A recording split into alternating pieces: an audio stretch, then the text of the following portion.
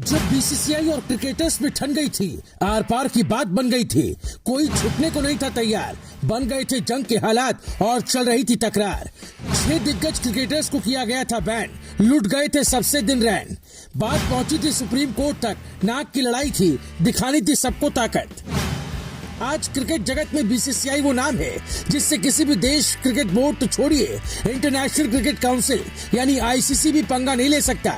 BCCI की हस्ती के आगे सब बौने। आज बीसीसीआई दुनिया का सबसे शक्तिशाली और सबसे अमीर क्रिकेट बोर्ड है। हालात ऐसे हैं कि कई फैसले तो आईसीसी बीसीसीआई के हिसाब से लेता है।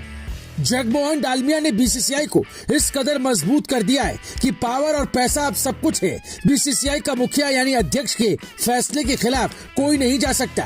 अगर कोई बगावत करता है तो समझो उसका करियर खत्म हुआ। यहाँ तक कि अगर कोई खिलाड़ी भी खिलाफ जाने की कोशिश करेगा तो वो भी करियर खत्म करने की राह पर ही चलेगा। हालांकि अगर हम आज से 30-40 साल पहले की बात करें तो उस वक्त कम से कम बीसीसीआई का रौब अपने खिलाड़ियों पर चलता तो था, लेकिन हालात आज जैसे नहीं थे। एक वक्त था जब बीसीसीआई और कुछ खिलाड़ियों के बीच ठन गई थी। भारतीय क्रिकेट कंट्रोल बोर्ड ने इसे नाक की लड़ाई मान ली थी, फैसले भी कड़े लिए थे, लेकिन आखिरकार उसे अपनी हार माननी ही पड़ी। वो साल था 1985 का। उस साल अपमान का जो घूंट बीसीसीआई ने पिया था वो शायद कभी दोबारा नहीं हुआ होगा। दिलीप वेंगसरकर की कप्तानी में 1989 में भारतीय क्रिकेट टीम वेस्टइंडीज के दौरे पर गई थी। टीम वहां बुरी तरह हारी। टीम को लौटकर भारत आना था, लेकिन बजाय इसके टीम के कुछ खिलाड़ी प्रदर्शनी मैच खेलने अमेरिका और कनाडा चले गए। खिलाड़ियों के इस कदम से बोर्ड अधिकारी सख्ते में आ गए। आनन फानन में बोर्ड की मीटिंग बुलाई गई।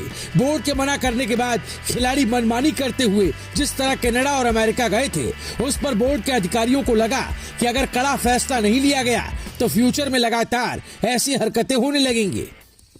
बीसीसीआई की नजर में ये अनुशासनहीनता का मामला था। बोर्ड ने उन्हें ऐसी कड़ी सजा देने का फैसला किया जो मिसाल बन जाए। 6 सीनियर खिलाड़ियों को आदेश के खिलाफ जाने के चलते 1 साल के लिए बैन कर दिया गया। बैन किए गए क्रिकेटर्स में कप्तान दिलीप वेंगसरकर, कपिल देव, मोहम्मद अजहरुद्दीन, किरण मोरे, रवि शास्त्री और अरुण लाल शामिल थे। भारतीय क्रिकेट के इतिहास में पहली बार क्रिकेटर्स के खिलाफ ऐसा कड़ा कदम उठाया गया था, लिहाजा तहलका मचना लाजमी था। क्रिकेट बोर्ड का मानना था कि जैसे ही वो फैसला सुनाएंगे खिलाड़ी घबरा जाएंगे और माफी मांग लेंगे। ये भी लगने लगा था कि कहीं क्रिकेटर्स का करियर इस फैसले से खत्म न हो जाए। बीसीसीआई के इस कदम से बौखलाए खिलाड़ियों ने भी मन बना लिया था कि बीसीसीआई से 2-2 हाथ हो ही जाना चाहिए। सभी 6 क्रिकेटर्स ने आपस में बातचीत की, वकील को हायर किया गया, फिर सुप्रीम कोर्ट की शरण में चले गए।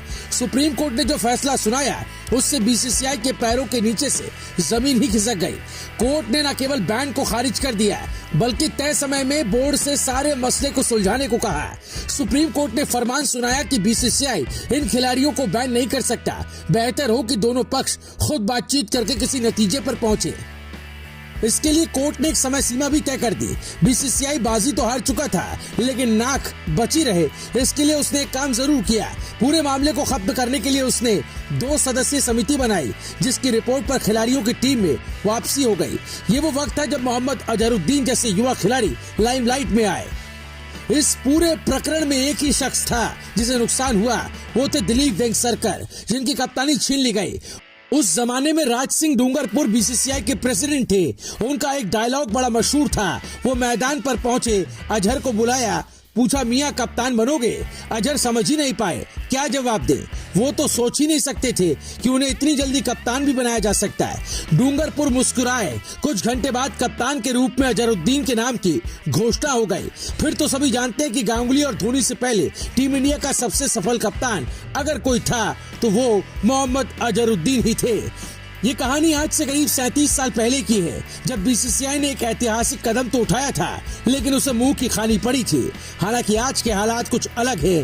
खिलाड़ियों का ढंग बदला है तो बोर्ड भी अपने पूरे शबाब पर है। Bureau report, Bharat positive.